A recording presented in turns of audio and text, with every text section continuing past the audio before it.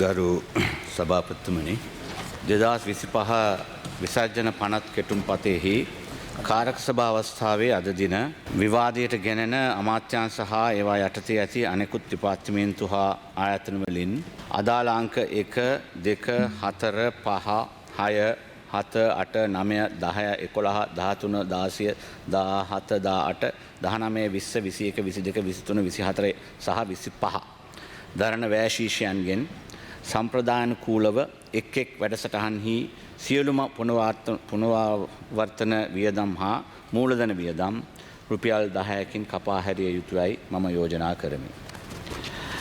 කරු කතානායකතුමනි, මෙම නව ආණ්ඩුවේ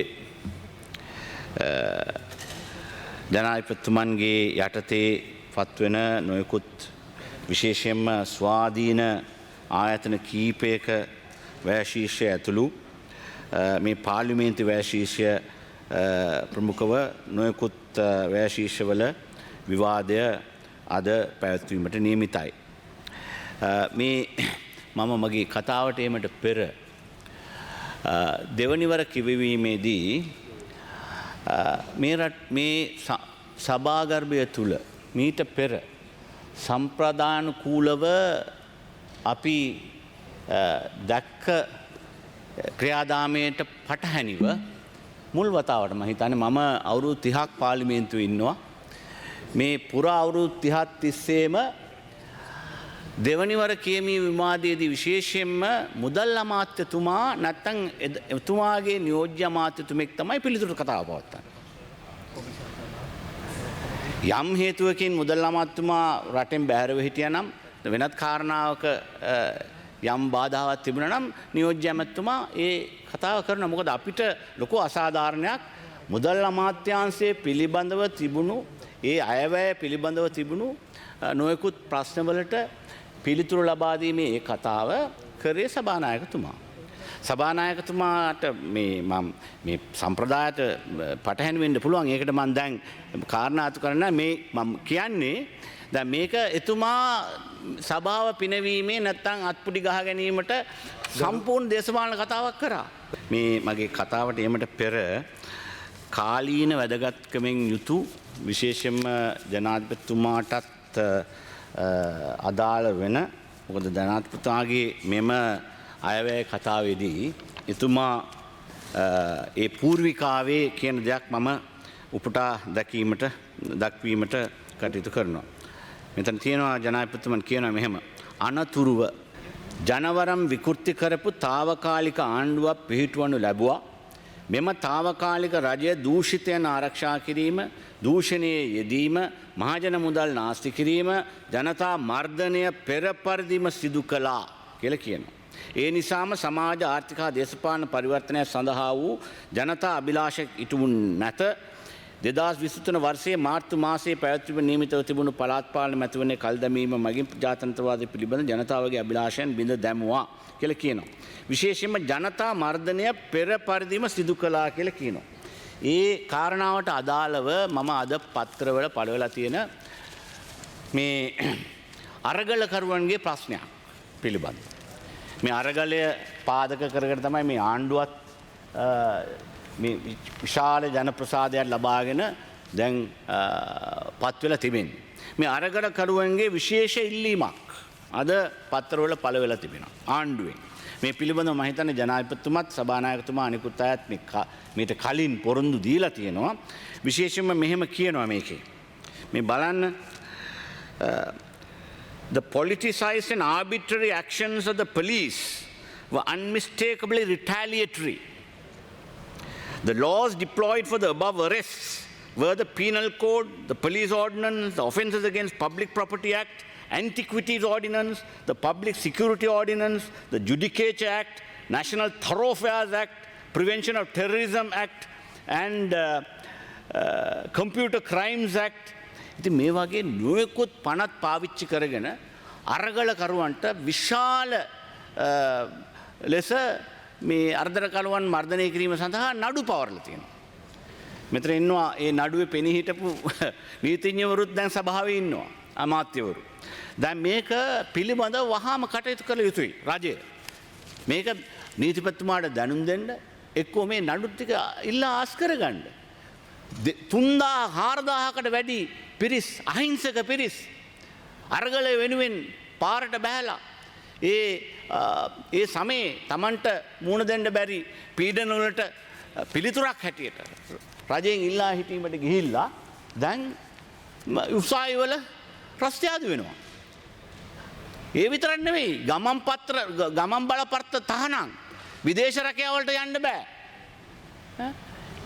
නොයෙකුත් ප්‍රශ්න වලට පෞල් වලත් ප්‍රශ්න ඇති වෙලා තිබෙනවා. මේක විශාල ප්‍රශ්නයක්.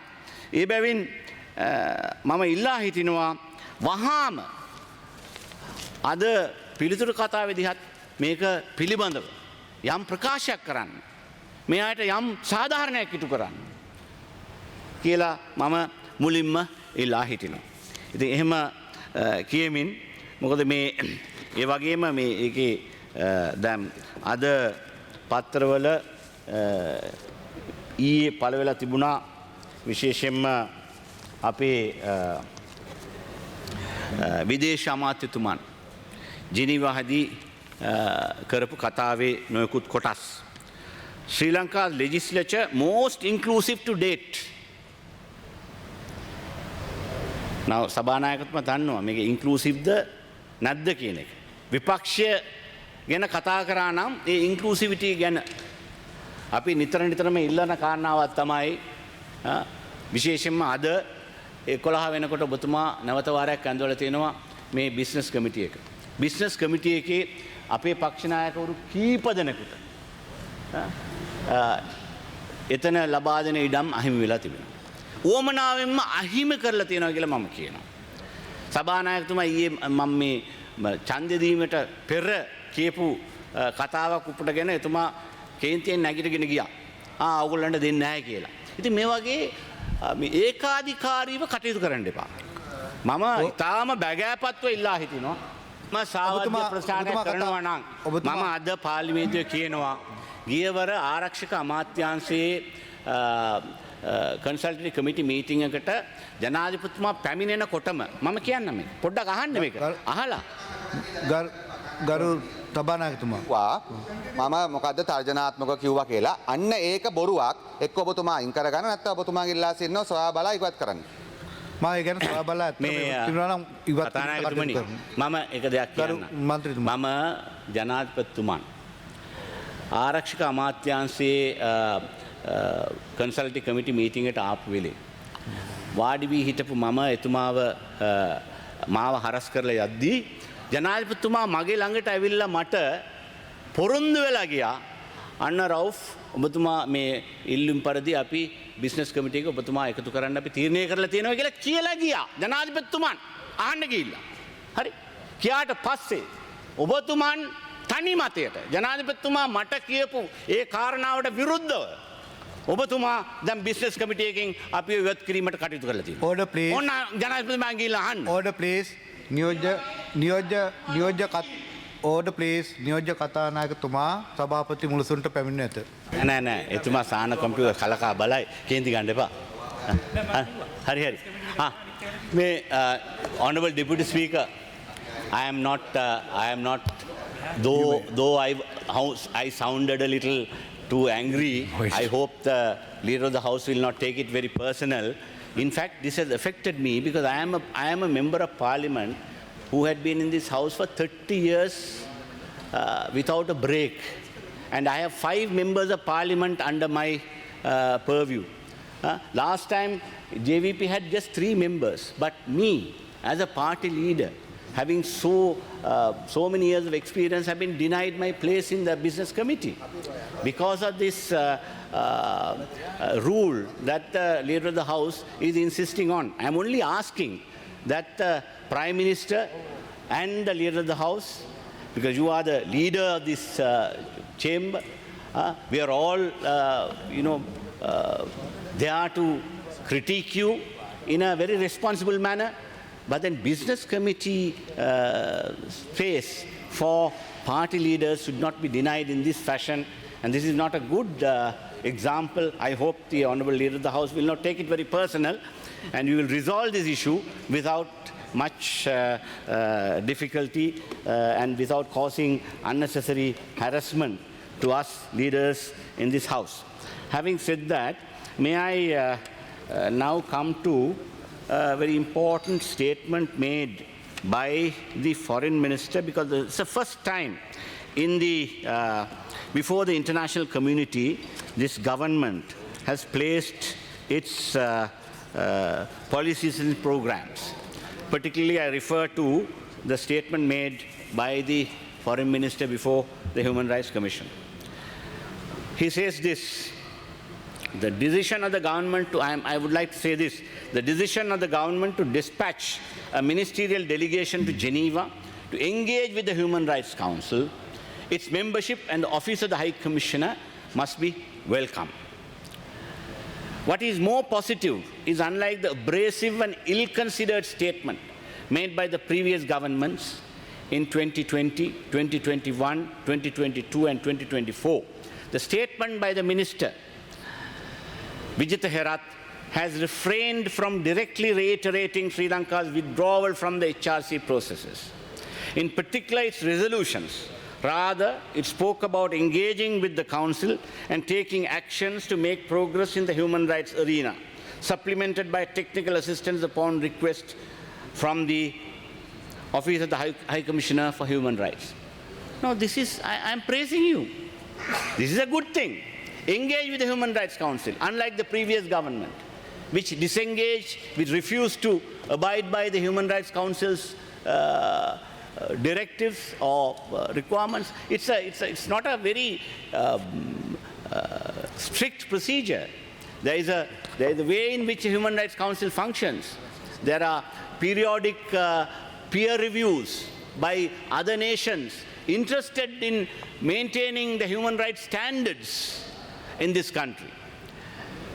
Your government, when it was under serious, your party, when it was being seriously impacted by actions of state terror, of course you all took arms to achieve your political objectives. But what happened then? There were serious actions taken. Several thousands were killed. Those days, including Honorable Mahinda Rajapaksa, Vasudeva Nanayakkara, you know the history. When they were going to the Human Rights Commission to appear against the murderous actions by the then UNP administration, right? They were detained, their documents were confiscated, there were human rights cases filed in the Supreme Court, right? So engaging with the Human Rights Commission, the Council, is a very important thing. And this government is doing the right thing. But then I would like to critique some of the areas as well. It doesn't need to be overstated that dedication to constructive dialogue and cooperation with the international community is a must for any government. Certainly a must for a country still reeling from the aftermath of the economic instability.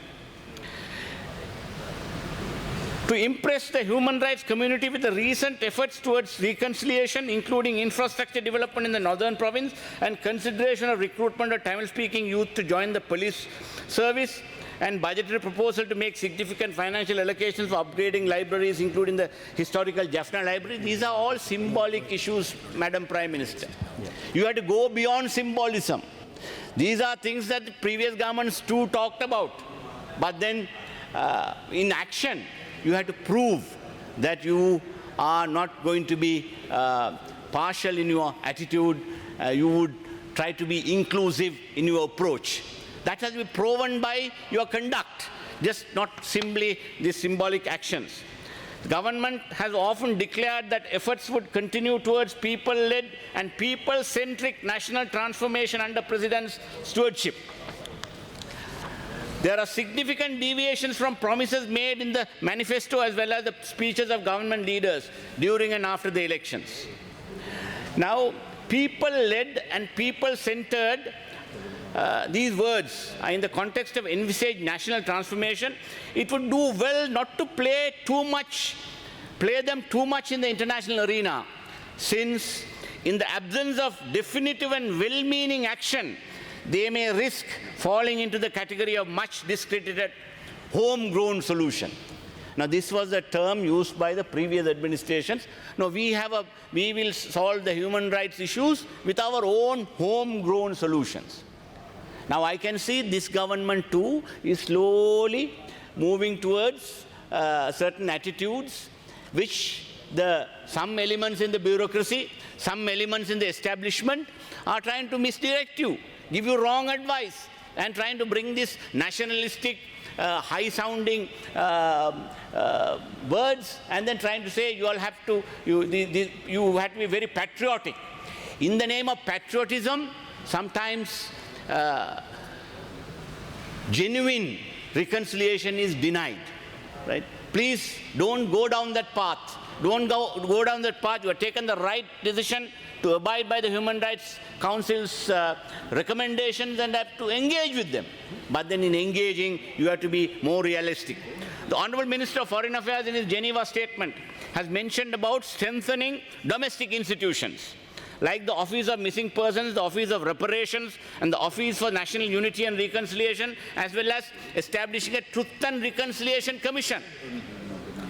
But it is important to clarify to the victim community and other stakeholders, and importantly to the Assembly, what practical and meaningful measures are being envisaged or initiated to establish sound policy and legal frameworks which could lead to strengthening these institutions. Much more has to be shared about the truth and reconciliation mechanism that the government has showed renewed interest in. Honourable Rauf Hakim, you have 1 more minute.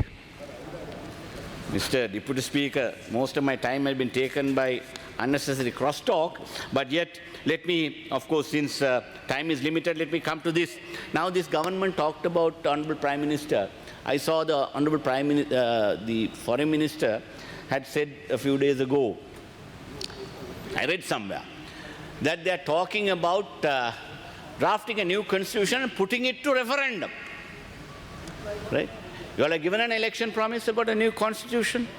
That new constitution, yesterday we were at a discussion summoned by Mr. Karuja Surya on behalf of the National Movement for Social Justice. Late Madhurave Sobhitathera initiated this National Movement for Social Justice, and in that discussion there was several legal luminaries, including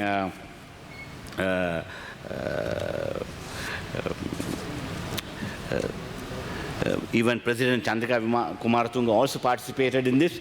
There, it was Dr. Nihal Jayavikrama pointed out that if you are going to, in your long title of the bill, if the constitution, the amendment, if the entire constitution is to be overhauled, there is no necessity to submit it to a referendum. Now, that may be a moot point when it comes to the entrenched provisions of the constitution. But still, Dr. Jayavikrama has repeatedly held that position. Professor Savitri Gunasekara was also there. She was also talking about the salient features, particularly about the immunity of the president and various other issues being removed. So, particularly the executive presidency is a moot point. There have been several promises made. I remember, well, I hold a different point of view. Honourable Rauf Hakim, but yet, can you please wind up? Your time is over. Yes, Mr. Deputy Speaker. Therefore, some clarity has to be given to the constitution-making process. That has been an inclusive process. That can't be done unilaterally by the government. You have to engage with the opposition. You have to engage with the public. There has to be public sittings. There had been several attempts earlier. So therefore, constitution making has to be an inclusive process. The Honourable Foreign Minister had said about it in Geneva, but he's talking about inclusiveness of the government, but then inclusivity has to start from this chamber of giving the due place to party leaders in the business committee. I hope the Honourable Prime Minister will bring some saner counsel to prevail and see that our due place is assured to us in important committees. Thank you.